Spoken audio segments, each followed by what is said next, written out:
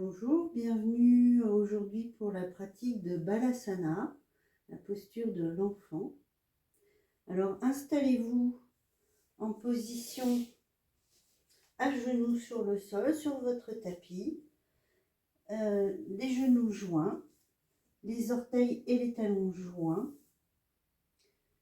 Ensuite, penchez-vous vers l'avant, posez les mains devant vous, amenez le front en direction du sol.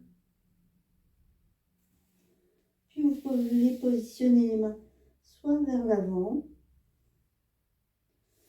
soit vers l'arrière. Si toutefois vous êtes gêné par trop de compression au niveau du ventre, vous pouvez adapter la position en amenant une ouverture au niveau des genoux, toujours le front au sol. Dans ce cas, c'est plus évident d'avoir les bras vers l'avant.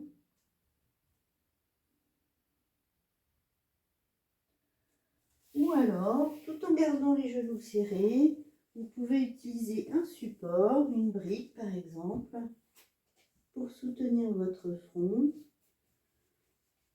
Choisissez la hauteur qui correspond. Cette posture permet de détendre les chevilles, les genoux et surtout d'avoir un étirement doux au niveau de la colonne vertébrale. Et par la compression avec le contact ventre et cuisse, cela apporte un massage de tous les organes internes. Vous pouvez maintenir cette posture pendant 1 minute s'il s'agit juste d'une posture de transition, ou la conserver 3 à 5 minutes en pratique yin, de yin yoga, si vous souhaitez approfondir cette posture. Observez les sensations qu'elle procure dans votre corps.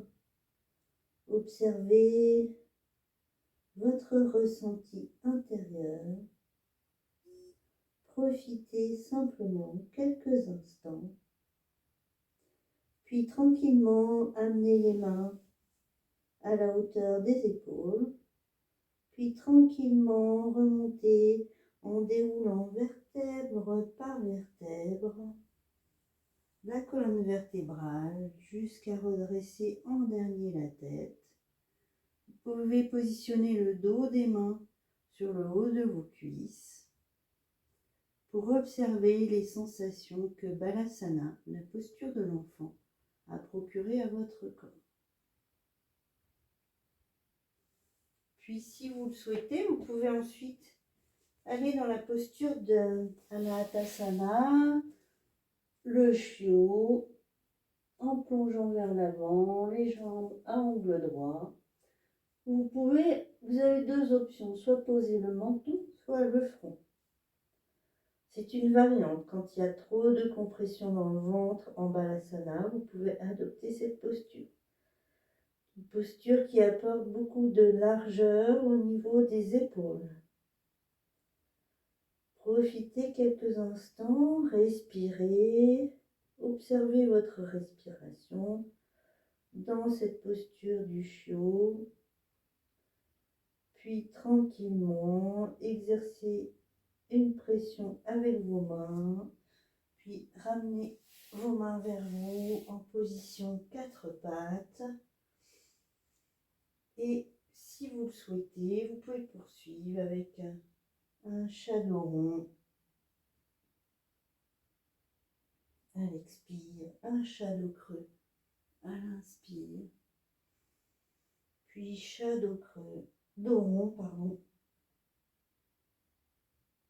puis shadow creux. Encore une fois à votre rythme, shadow rond, à l'expire, shadow creux, à l'inspire.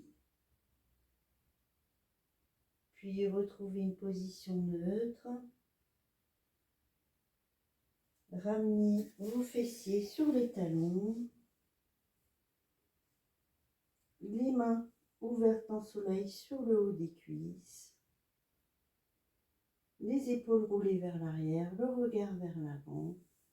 Amenez les mains jointes devant le sternum. Namasté.